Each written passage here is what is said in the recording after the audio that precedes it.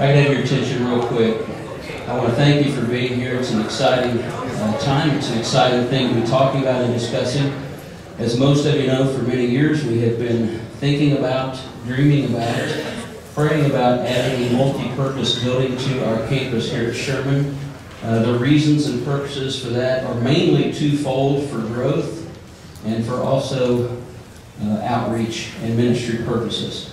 We could use a building like this to grow. We could expand and transform our current fellowship hall into much needed Sunday school rooms. We could use it also for many much needed room to do community outreach and to also do events and things for our local body here. Our men decided some time ago that when we reached $200,000 in our savings, that we would try to take the next step and proceed forward in pursuing this type of a building. And so over the last several months, the Long Range Planning Committee has been meeting with a company called Hermes Construction. They do design build. I'm going to go ahead right now and introduce to you Erik Hermes. He's going to tell you a little bit more about the company and himself when he does the presentation. So we've been working on this for the last several months, trying to determine what size of building would suit our needs the best, and where we would possibly put that building on our campus here to best meet the needs of our congregation and to help us reach our community. So we're here. We're going to present what we've been talking about. We're very excited. I'm going to ask you for your patience. I'm going to ask you guys to please continue to pray as we move forward. We know that we have not asked all the questions, even though we have, man, we have thought of a million questions and tried to answer them. We want to encourage you guys to ask questions. I want to explain how we'd like for you to do that. You should have, well, if you don't, please raise your hand. We've got people that will do this, a card, and it just says on there, Sherman, questions about the building. We would like for you, as we experience the presentation, sit through the presentation. If you have a question, please write that question down. And then as we're dismissed and we're leaving and things, there's a basket in the foyer. Please put these questions in that basket. Over the course of this week, we're going to try to have as many of these answered as we can by next Sunday. That way everybody can have as much information as we can provide. And we encourage you, please ask the questions.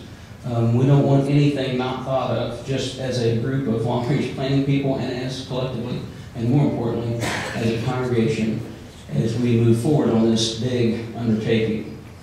So, please write the questions. Please, if you will, put your name on here. That way we can contact you with an answer. If we make, and we thought about doing this, I'm not sure where we are, we might make a question and answer page. We won't put your name on that question and answer page. We'll just simply put the question and the answer, and we'll have a stack of those here next Sunday. We're going to do our very best. So please be patient with us. Please continue to pray. Before Erik Hermes comes to do his presentation, I want to remind everyone, if you have loved ones who couldn't be here, you know someone, we're going to also, hopefully by Tuesday, we want to have this presentation on our church's website. We will also work and try to have a DVD in case somebody has a DVR and they don't know how to do the internet thing. We want to make this as accessible as we possibly can. If you will at this time, please bow your head, and if any time during the thing you need a card, please just raise your hand. If we don't have enough cards, just grab an envelope out of the seat back in front of you and write your question down. So if you will at this time, let's all bow for a word of prayer. Our Father God in heaven, we thank you for who you are. You're a God that provides. You're a God that we have faith in, that wants us to grow. And Father, we want to do what we can as a body of believers to minister to ourselves, but also, Father, to be able to minister and reach the lost of our community and ultimately around the world. Father, I pray that you'll be with us during this presentation, that you'll help Erik to communicate clearly, that you'll open our minds and help us to understand things also clearly. Father, we love you. We want to pray all these things in Jesus' name. Amen. Erik? As Erik comes, I want to remind everybody we will be voting to build this building on the 25th of January, 2 weeks. Morning. My name is Erik Hermes. I'm the president of Hermes Construction, as Scott said. First of all, can everyone hear me all right? Yeah. Excellent. If you can't hear me, just raise your hand, let me know. Because it'll be important, because so you know what a little bit about this project. And the purpose of me talking today is to give some details about this project. This is a result of a lot of hours of time from people in the congregation giving input. And the purpose of this was to come up with a plan, a project that's going to fit the church's needs today, but also fit a budget. The dollars are going to be very, very important, and the dollars spent very important. And that's where our company is a little bit different. We recognized a problem many, many years ago. We would see organizations, churches, and companies would see that they need a new facility, a new building. So they would hire an architect and put a tremendous amount of money into very detailed, beautiful designs. And in some cases, it could be $50,000 to $100,000 invested in those designs. And what would happen, all these designs, all these decisions were being made about the details of that facility without knowing the cost. Then these designs would be sent out to bid, and then the sticker shock would happen. They would come back way over, the cost would come up way over what the organization or the church thought the budget would be. And so what would happen is the whole project would get scrapped, and all that money that was spent on designs was just wasted. So we take a different approach. And our approach is that we met with the church's building committee, and who got input, feedback from other people in the church, and came up with a plan that would fit a budget and the church's needs all at the same time. So everything was very scrutinized. So what we're going to see, what we're going to be showing today, has been very scrutinized, because everything has to have a purpose to not go overboard and to make it affordable. So we'll go to first slide. If I can find it. Just push this button. Yeah. Somebody up there push it. There we go. Okay. As I've talked about before, our slogan is, projects are designed to fit the budget. And that was the process I just talked to you about, is instead of making the designs, then trying to figure out what it's going to cost, you do it both at the same time. And the other important thing is that there's no cost to the organization that's involved. So there's been no charge, no cost to get it to this point. Go to the next slide. Our company was established in 1995. We're located in Florence. We just recently moved there. We actually were in Wilder, but we've been in Northern Kentucky, the Northern Kentucky business. We're family owned and operated. My brother Tyson and myself own the company and operate the company. We specialize in commercial and religious facilities, and our projects are all design, build, in nature. In order to do that process that we talked about, we have to be involved from the very beginning on the designs to the very end, through the construction of the project. And one very important aspect for the church on that, by doing that process, there's one point of contact, and that is our company, one responsible party.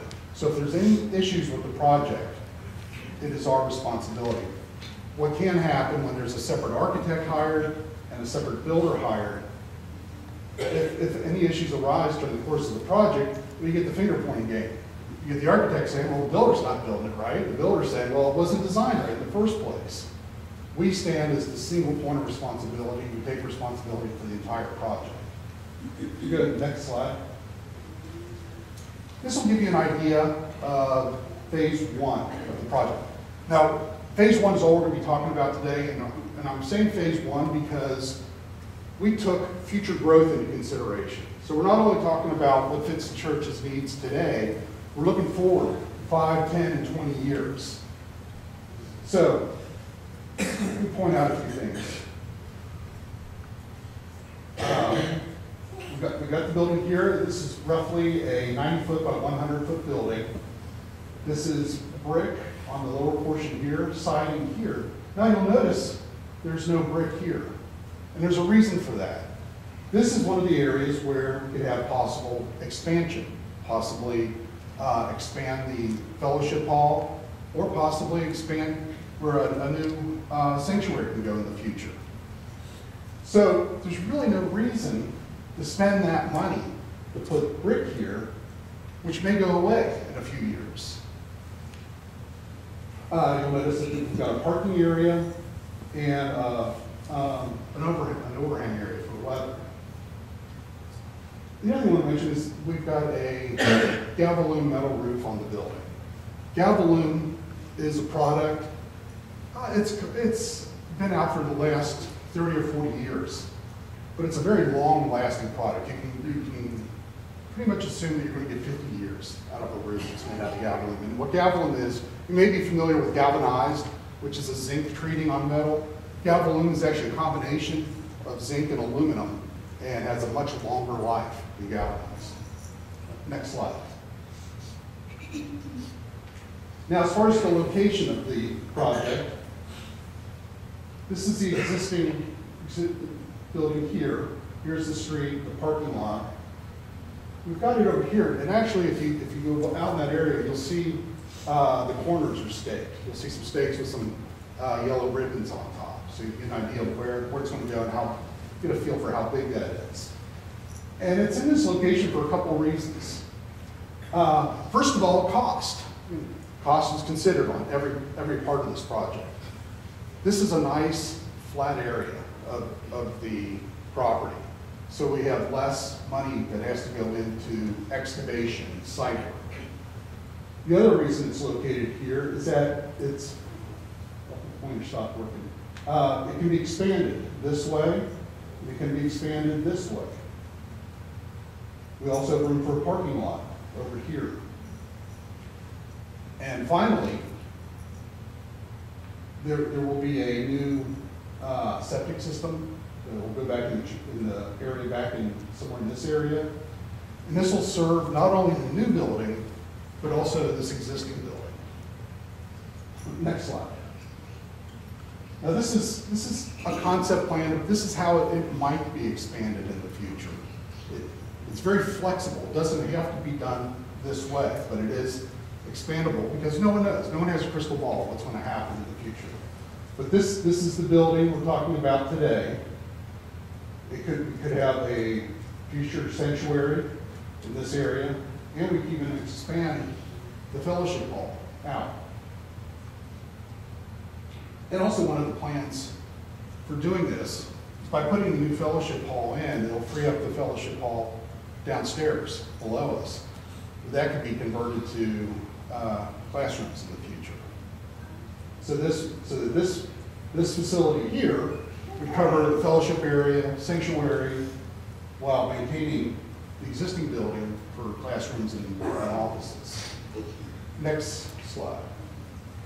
And this is just another picture, just another angle of the same picture I just showed you before. This is the building we're talking about today. Next slide. Now this is how the inside of the building would lay out. This is where a lot of time was spent from people in the congregation, given their concerns and basically how the whole building is going to work. So this is the entrance door over on this side. This is the parking lot is down on this side. So the entrance is over here. We go up in this area. This is a kitchen food preparation area. So, and again, costs were very considered on every part of this. We decided that going with a commercial kitchen involves, it kind of steps up the level as far as what kind of code required, what regulations are required and codes. Grease trap, 1,000-gallon grease trap has to be involved with a commercial kitchen along with exhaust fans. So in order to keep the costs down, and we also believe that this will fit the need, this will fulfill the needs of the church too, is that we would have,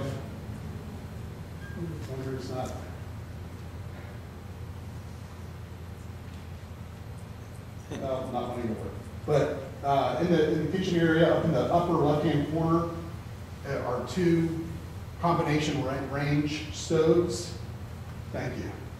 And down from that is a counter area, and then down from that counter area, the work area and also cabinets, storage area, are some refrigerated units. In the center, in the floor area, would be work tables. And then left of the work tables, we've got a pass-through area to the fellowship area.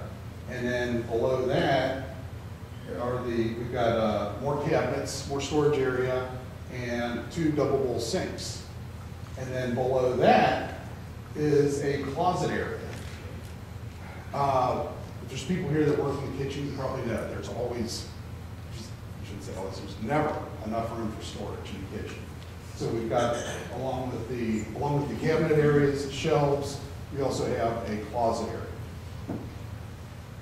Then if we go down from the kitchen area, we have some restrooms, men's and women's, and actually we sized the restrooms to be a little bit larger than what's needed for this part of the project, for this building. And the reason for that is that we're taking in consideration this can be expanded.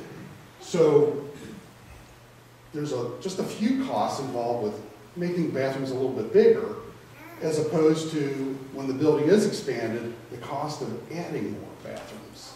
So what we have in the restrooms are sinks, the toilet facilities, but we also have two shower stalls in each.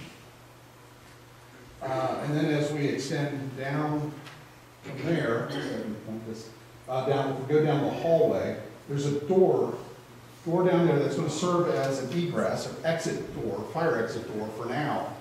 But also, in the future, if a new sanctuary is built on there, it would be a connection to the new sanctuary, so that no one would need to go outside to go from the sanctuary into this part of the building. Then on the big area, on the right side, is the fellowship area. That's showing all the little round things that are in there. Those are actually tables and chairs. So it's showing a banquet setup. Then down on the bottom part of that drawing is a stage. We've got a stage with steps leading up to the stage, and then you'll see the two squares on either side of the stage, which are storage areas. And actually, above the storage areas will be seen from the where the tables and chairs are, from the fellowship area. You'll see rear projection screens. So what I want to do is when we go to the SketchUp program, we're going to actually, this is a three-dimensional drawing, the center one, yeah. And we're actually going to step through the building so you get a good feel for how the building is going to look like inside. Now, we are Hermes Construction, we're not Disney, so it's 3D, it's not Disney or Pixar quality. So you'll notice where we have door openings, it's just open. So this is actually where this would be walking into the main entrance of the building.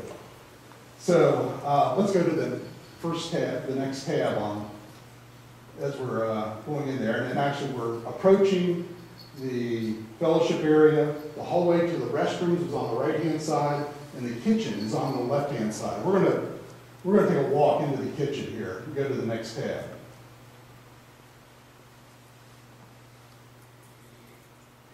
And go to the next tab. And you can see that in the center we've got the work tables. On the right we've got the double bowl sinks. We also have the pass-through area that would go to the fellowship area. Next tab. And you can see the oven stove combinations over on the right-hand side. These are the refrigerated units. We'd also have the cabinets and countertop. And I think it would be a good idea to put shelves above the counter area. Again, there's always a need for storage in a kitchen and food preparation area. Next tab.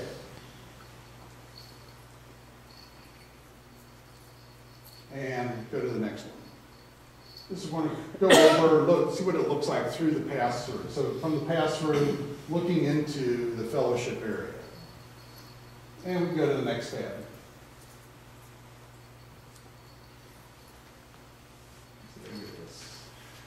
Go on. Here we go. This doorway over here, that is actually the storage area, the closet area for the kitchen. It would also be a janitor sink in there, or mop sink. And then next tab, we're going to now go out of the kitchen and back into the hallway. And then we're actually going to go back to the, okay, and then the next tab, we'll go back to the hallway that serves the restrooms. And in that doorway, that's the egress door that could be the access door to future sanctuary. And the next tab. And we're going to look down on the restrooms. I just felt like it would be a little bit strange walking through the men's and women's restrooms. So I don't know why looking down on them seemed better. On the left is the men's restroom. Now, something I should explain, again, as far as the completeness of the drawing, there would be partitions, bathroom partitions between those fixtures. So there would be privacy. So you'll notice that the restroom fixtures down below, we have 2 shower stalls and each 2 sinks, also a baby changing station. And in that weird corner in the hallway, if you take the pointer down a little bit, yeah, that's actually 2 drinking fountains. And code requires now that we can't put in just 1 drinking fountain. We actually now have to put in 2 drinking fountains. So one is one is regular height, one is handicap accessible height. So we'll go down to the next tab.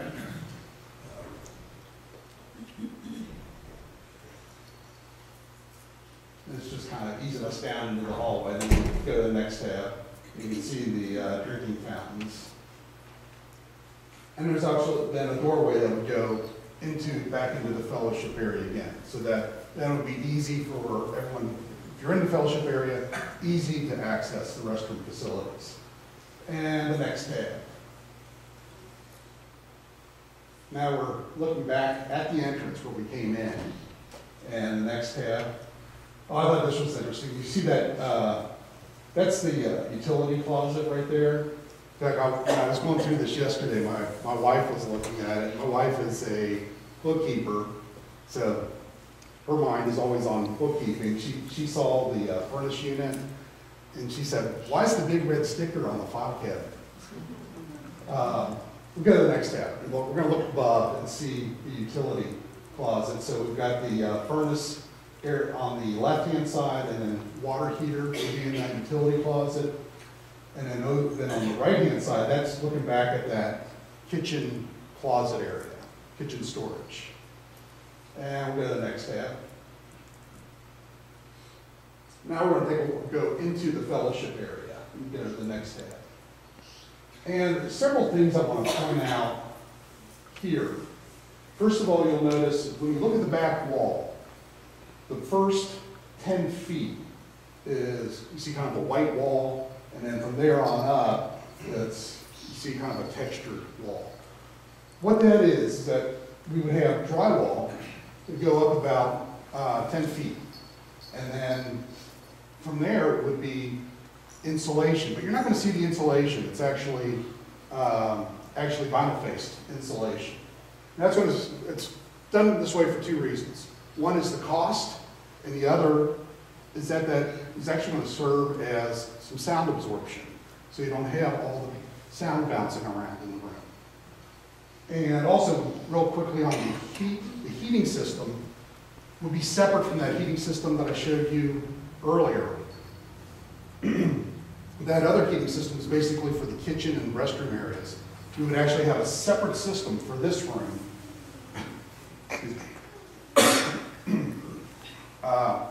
And we would actually have 2 units sitting on the outside units, and then the inside units would actually be mounted to the ceiling. and it would be a fabric duct. And I'm going to show you a picture of that. I think I'm running a little bit behind, so I'm going to start moving, stepping this up a little bit. We'll go to the next scene. Now this is looking at the stage area. You can see the rear projection on the rear projection units up in the upper corners. We've got steps going up to the stage. We actually have steps in one of the storage rooms that actually be a concealed entrance onto the stage. And we'll go to the next scene. This is the demising wall between the kitchen and restrooms and the fellowship area. This would actually be drywall all the way up. And we'll go to the next scene. Take a look at the, this is what it would look like for the pass-through to the kitchen. And then the next scene. This is looking at the back wall where we'd have the vinyl faced insulation on the upper portion and drywall on the lower portion. This is actually what it would look like from the stage area. So there's our floor plan.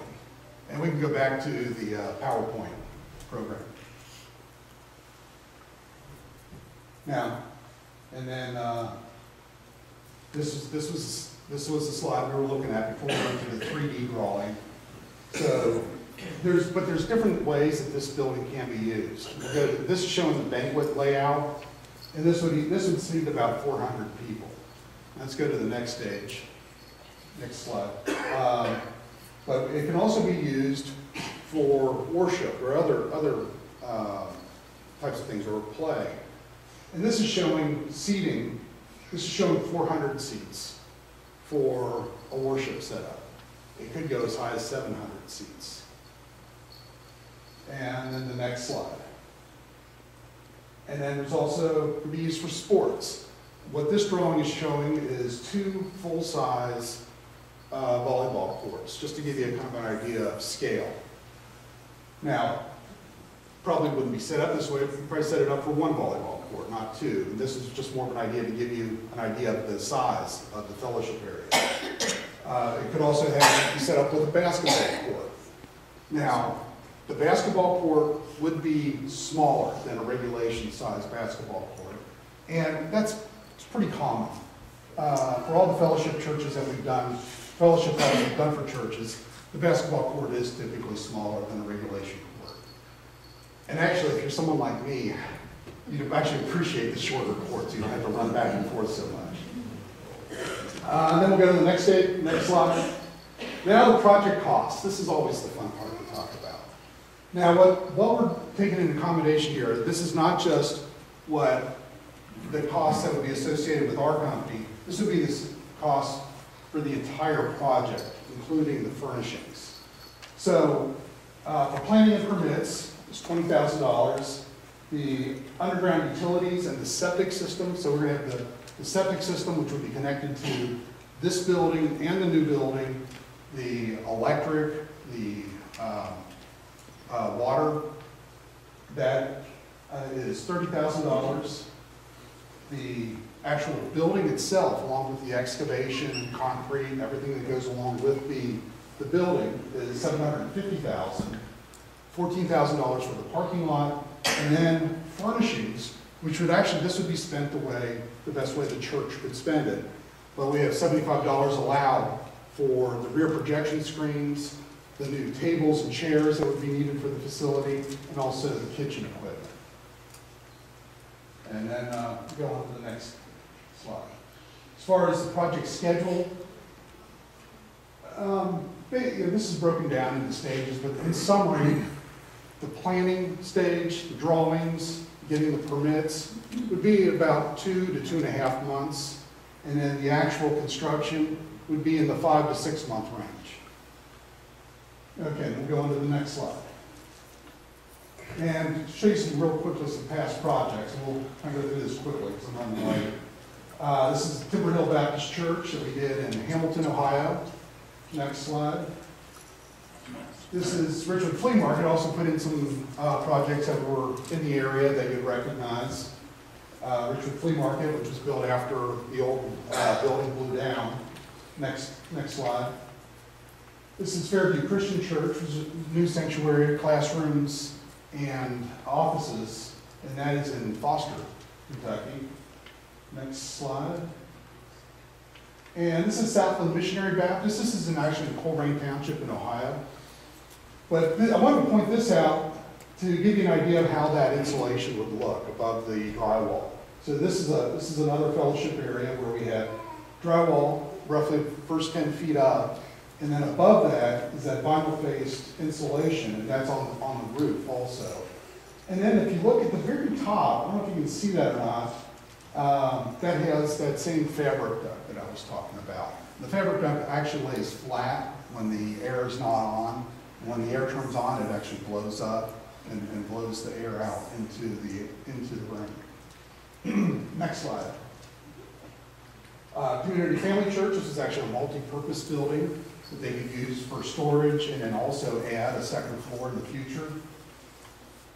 Next slide.